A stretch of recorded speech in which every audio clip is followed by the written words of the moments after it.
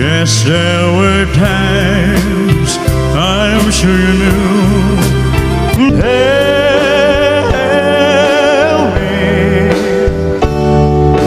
Tell me that your sweet love. Look away, look away, look away, Dixieland.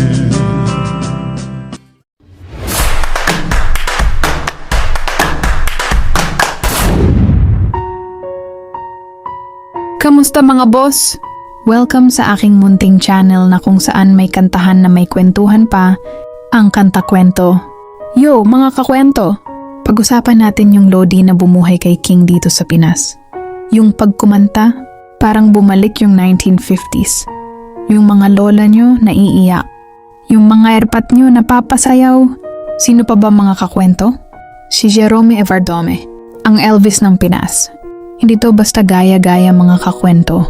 Binansagan siya na may boses ng King. Kasi nung sumabog siya sa Eat Bulaga, sa The Clones, lahat tayo napatigil. Hindi siya nag-champion, pero kada kanta niya, trending. Hanggang naging featured artist siya sa RJTV. Boses niya buo. Malalim malakas ang karisma. Sa YouTube mga kakwento, dun siya lalo sumikat. Million views, milyon puso ang tinamaan. Kaya eto, countdown tayo. 5 kanta ni Jerome Evardome na sobrang nagpasikat sa kanya sa YouTube. Pero bago tayo mag-start ang top 5 na ito, kung bago ka dito sa ating channel, hihingin ko po muna ang inyong like at subscribe bilang suporta sa ating channel. At pati na rin sa ating FB page. Tapos paki-comment mo din kakwento kung taga saan ka para malaman ko kung hanggang saan umabot ang kwento nating ito. Maraming salamat. Simulan na natin. Top 5. Kiss Me Quick. Ito yung isa sa mga unang nag-viral kay Jerome. Yung lambing ni Elvis, kuwang-kuha niya. Pag narinig mo to, mapapasabi ka, buhay si Elvis. Dito nagsimula mapansin na hindi lang itsura, pati boses, panalo. Kiss me quick, while we still have a sweet. Hold me close and never let me go. Oh, let the band keep playing. Oh, while we are swaying. Oh, let's keep on praying that we'll never stop. Top 4. Are You Lonesome Tonight? Ito yung may spoken part na kanta. Damang-dama mo yung sakit pag kinanta ni Jerome. Dito siya nagpaiyak sa Eat Bulaga. Pag-upload sa YouTube, pati banyagan na pahanga. Sabi nila, akala ko si Elvis. Dito siya nakilala sa buong mundo. Are you lonesome tonight? Does your memory stray to a bright summer day when I kissed you and called you sweetheart? Shall I come back again? Tell me dear, are you lonesome tonight?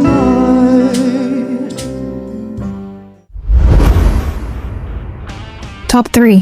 Can't Help Falling in Love. Iconic to mga kakwento. Pag binirit ni Jerome, kinikilig mga lola, ginagamit sa kasal at proposal. Ito pinakamaraming views sa mga love song niya. Dito napatunayan na pang worldwide na si Jerome. But I can't help falling in love with you.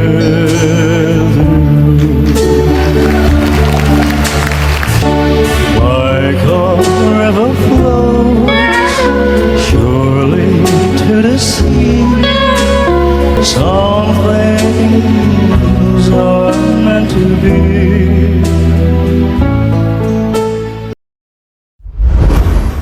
Top 2. Blue Suede Shoes. Pag eto na, tayuan na. Eto nagpakita na kaya rin ni Jerome mag-rock, maangas, palaban. Eto. Pinakamaraming reaction video sa YouTube. Dahil dito, nakilala ng Gen Z kung gaano ka-solid si Elvis. with blue suede shoes. Well, it's a one for the money, two for the show. We get ready now, go, can't go, but don't do. Step on my blue suede shoes.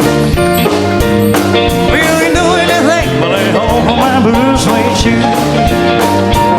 We ain't do anything but lay home on my blue suede shoes. Take it on now. Well, it's a blue suede shoe. Blue suede shoe. You can do anything but lay off on my blue suede shoes.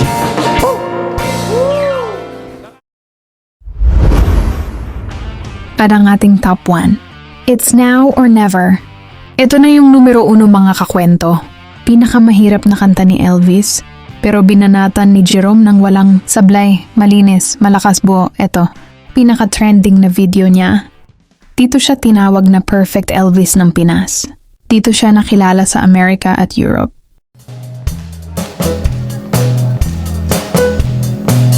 It's now or never. Come hold me tight. Tomorrow will be too late. My heart was captured, my soul surrendered. That time is here at last. It's now or never. Yan mga kakwento.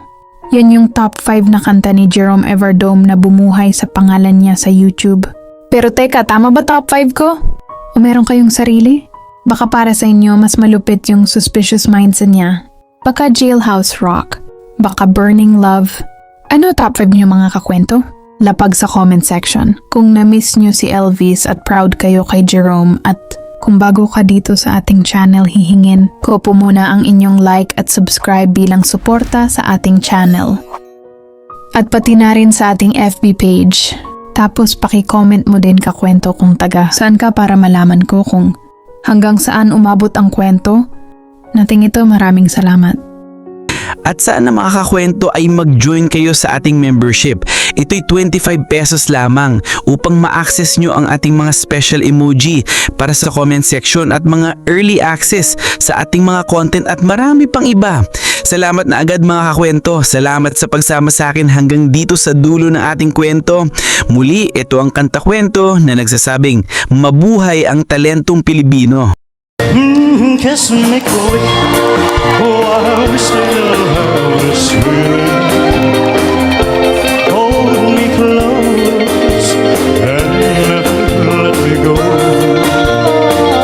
Let the band keep playing while we are swaying. Oh, let's keep on praying that we'll never stop. Kanta kwento, sabay-sabay tayong